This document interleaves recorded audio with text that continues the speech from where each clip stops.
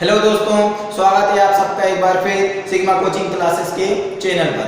और आज हम जानेंगे ऐसे गणितज्ञ के बारे में जिन्होंने शून्य की खोज की। तो आज हम जानने वाले हैं महान गणितज्ञ आर्यभट्ट के बारे में जिन्होंने शून्य की खोज की। तो चलिए चलते हैं इनके जन्म की ओर। इनका जन्म 476 ईस्वी में हुआ और इन्होंने अपना जन्म स्थान बिहार के कुसुमपुर में बताया, जो वर्तमान में पटना शहर है। कुछ मान्यताओं के अनुसार इनका जन्म महाराष्ट्र के अस्मक जिले में हुआ तथा ये शिक्षा ग्रहण करने के लिए कुसुमपुर मतलब कि पटना गए तथा इन्होंने नालंदा विश्वविद्यालय में शिक्षा प्राप्त की। आर्यभट्ट ने अपने जीवन में 3 ग्रंथों की रचना की जो आज भी उपलब्ध हैं। वो तीनों ग्रंथ, पहला ग्रंथ है 10 गीतिका, दूसरा आर्यभट्ट और तंत्र ग्रंथ इन्होंने लिखे। इन्होंने एक ग्रंथ और लिखा था जिसका नाम है आर्यभट्ट सिद्धांत। इस समय उसके केवल 34 श्लोक ही मौजूद हैं। इतना उपयोगी ग्रंथ कैसे नष्ट हो गया, इस बात की जानकारी अभी तक नहीं मिलती है। कुछ लोग ऐसा बोलते हैं कि नालंदा विश्वविद्यालय में एक समय आग लग जाने के कारण उनके इस ग्रंथ का सारा हिस्सा जल गया। बस कुछ ही श्लोक, 34 श्लोक ही रह गए थे जो आज हमें प्राप्त हैं।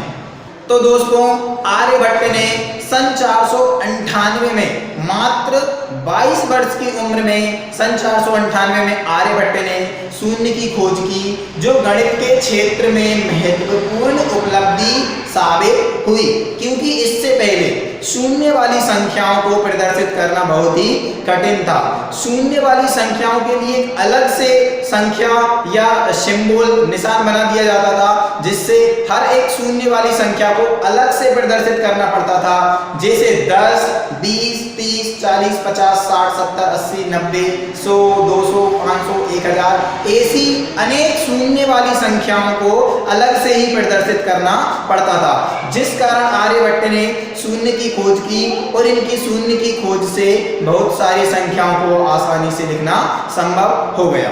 फिर इसके बाद आर्यभट्ट ने पाई की खोज की, इसके सन्निकट मान को भी निकालना बताया तथा साथ में यह भी बताया कि पाई एक अपरिमेय संख्या है।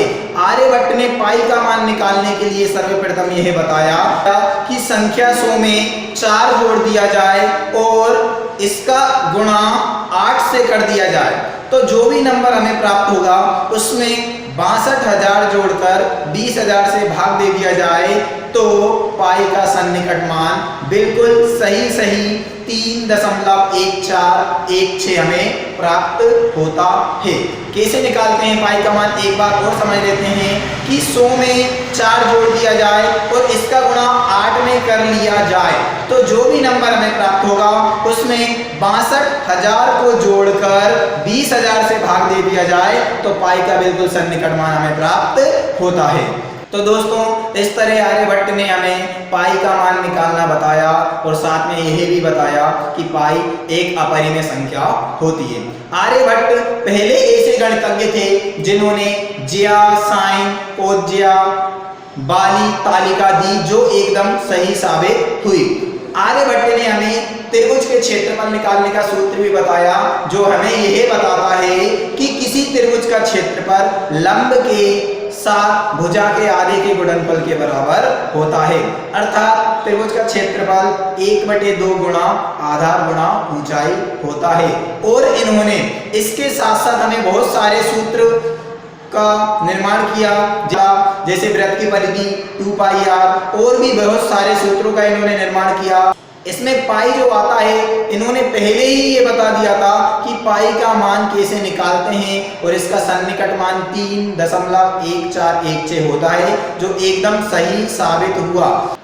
तो दोस्तों, आर्यभट्ट ने हमारे लिए बहुत सारे सूत्रों का निर्माण किया, जिससे हम आसानी से त्रिभुज, क्षेत्रफल, वृत्त का क्षेत्रफल आसानी से निकाल सकते हैं। और आर्यभट्ट ने वर्गों और घनों की श्रेणी के योगफल निकालने के लिए सूत्रों को भी बताया, जो कि हमारे लिए एकदम सही साबित हुए, जिनसे आसानी से वर्गों और घनों की श्रेणी के योगफल निकाले जा सकते हैं। दोस्तों, आर्यभट्ट ने वर्गमूल और घनों के निकालने की भी विधियां बताई, जो कि निखिलम, विलोकनम, एकाधिकन पूर्वेण आदि विधि, जो कि एकदम वर्गमूल या फिर घनमूल निकालने की बिल्कुल सही विधि साबित हुई।